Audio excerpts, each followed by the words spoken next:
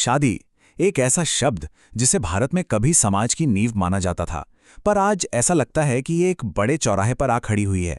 आज की जो पीढ़ी है वो परंपरा और अपनी पसंद के बीच एक नया रास्ता ढूंढ रही है। तो चलिए आज इसी बड़े सामाजिक बदलाव को थोड़ा और करीब से समझते हैं। ये जो आवाज़ है ना, ये आज के बदलते भारत की आवाज़ है। एक ऐसी सोच की जहां शादी अब कोई मजबूरी नहीं बल्कि एक बहुत सोचा समझा फैसला बन रही है। और देखिए, ये सिर्फ एक इंसान की कहानी नहीं है, ये तो एक पूरी की पूरी पीढ़ी की बदलती हुई सोच को दिखाती है। अच्छा, आज जो ये बदलाव हो रहा है उसे ठीक से समझने के लिए ना हमें थोड़ा पीछे जाना होगा, मतलब इसकी जड़ों को देखना होगा। सवाल ये है कि आखिर शादी को भारतीय समाज की इतनी मजबूत नींव क्यों माना जाता था। देखिए, पहले की पीढ़ियों के लिए शादी का मतलब सिर्फ दो लोगों का मिलना नहीं था। नहीं, ये तो समाज को चलाने वाली एक मशीनरी की तरह थी। एक पवित्र कर्तव्य था, परिवारों के बीच एक तरह का इकोनॉमिक डील था, और हाँ, जाति व्यवस्था को बनाए रखने का भी एक तरीका। और महिलाओं के लिए तो ये लगभग एक अनिवार्य हिस्सा था जिंदगी का। और इसकी जड़ें वाकई में बहुत गहरी थीं। हिंदू मान्यताओं में देखिए, विवाह को एक संस्कार माना गया है, मतलब जीवन का एक बहुत ही पवित्र और जरूरी हिस्सा जो स्पिरिचुअल ग्रोथ और धर्म के पालन के लिए जरूरी है। तो अब सवाल ये उठता है कि जब किसी चीज की जड़ें इतनी गहरी हों तो उसमें बदलाव आता कैसे हैं। लेकिन अब आधुनिकता की जो लहरें हैं वो इस सदियों पुरानी नींव से टकरा रही हैं।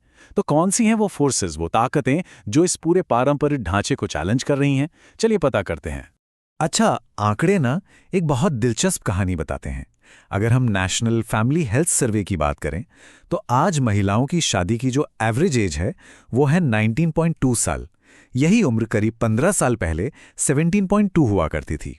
अब ये जो 2 साल का फर्क है ना, ये सिर्फ एक नंबर नहीं है, ये एक बहुत बड़े सामाजिक बदलाव का इशारा है।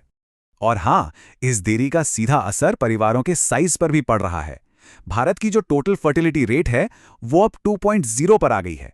ये जो 2.1 का रिप्लेसमेंट लेवल होता है ना, उससे भी कम है। इसका मतलब बड़ा सीधा है, आज की पीढ़ी औसतन इतने बच्चे पैदा नहीं कर रही कि पुरानी पीढ़ी की आबादी को रिप्लेस किया जा सके। देर से शादी मतलब अक्सर छोटे परिवार, ये सब चीजें आपस में जुड़ी हुई हैं। तो हो ये रहा है कि आज की जिंदगी की पूरी स्क्रिप्ट ही बदल गई है। पहले क्या है, अच्छी पढ़ाई, फिर करियर सेट करना, उसके बाद फाइनेंशियल स्टेबिलिटी, और इन सब के बाद शायद शादी। तो शादी अब जिंदगी की शुरुआत नहीं रही, बल्कि बहुत से लोगों के लिए अपने पर्सनल गोल्स पूरे करने के बाद का एक ऑप्शन बन गई है। लेकिन रुकिए, ये कहानी पूरे भारत की एक जैसी नहीं है। यहाँ एक बहुत बड़ी खाई है, शहरों और गांवों के बीच, पुरुषों और महिलाओं के बीच। चलिए इन दो अलग अलग हकीकतों को भी जरा देखते हैं। एक तरफ शहर हैं, जहां पर्सनल चॉइस, डेटिंग एप्स और लिव इन रिलेशनशिप्स का चलन बढ़ रहा है, और दूसरी तरफ हैं गांव, जहां आज भी कम्युनिटी की भूमिका बहुत अहम है। शादी की उम्र कम है और अपनी ही जाति में शादी करने का दबाव कहीं ज्यादा मजबूत है। ये सिर्फ दो अलग अलग लाइफस्टाइल्स नहीं है, ये तो दो अलग अलग भारत हैं जो एक ही वक्त में एग्जिस्ट कर रहे हैं। और हाँ, अविवाहित होने का मतलब भी सबके लिए एक जैसा नहीं है।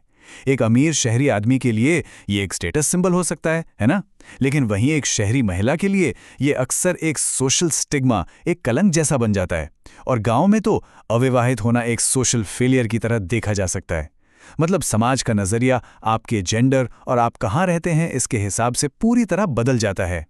तो जैसे जैसे शादी की ये पारंपरिक पकड़ थोड़ी ढीली हो रही है, लोग रिश्तों और परिवार को रीडिफाइन कर रहे हैं, मतलब नए सिरे से देख रहे हैं। चलिए देखते हैं कि इस ट्रेडिशनल कॉन्ट्रैक्ट के पार जिंदगी कैसी दिख रही है। अब देखिए, लिव इन रिलेशनशिप को कुछ कानूनी मान्यता मिलने लगी है, जो पहले तो सोचा भी नहीं जा सकता था। बहुत से लोग हैं जो अब जानबूझकर खुशी से सिंगल रहने का फैसला कर रहे हैं। क्वेयर कम्युनिटी चोजन फैमिलीज का कॉन्सेप्ट अपना रही है। यहाँ तक कि को पेरेंटिंग, मतलब बिना शादी के साथ मिलकर बच्चे पालने जैसी अरेंजमेंट्स भी सामने आ रही हैं। तो धीरे धीरे समाज परिवार की परिभाषा को और बड़ा बना रहा है। तो सवाल ये है कि इन सबका भविष्य के लिए क्या मतलब है?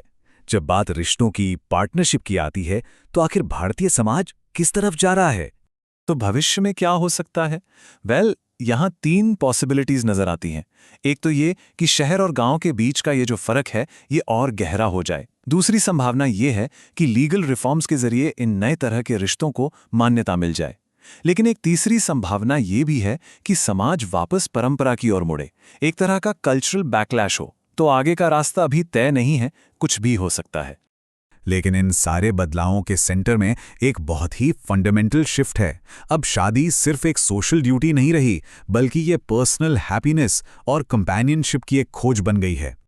और ये जो बात है ना, ये इस पूरी डिस्कशन का निचोड़ है। एक मैच्योर सोसाइटी वही है जहां लोगों को बिना किसी शर्म के शादी करने, समझदारी से देर करने या सिंगल रहने की आज़ादी हो। आखिर में ये सब चॉइस की आज़ादी के बारे में ही तो है। और ये बात हमें एक आखिरी लेकिन बहुत ज़रूरी सवाल पर लाकर खड़ा करती है। क्या इस तरक्की का मतलब शादी का खत्म होना है, या फिर अनिवार्य शादी का खत्म होना है? शायद असली विकास, असली प्रोग्रेस मजबूरी से पसंद की तरफ जाना ही है।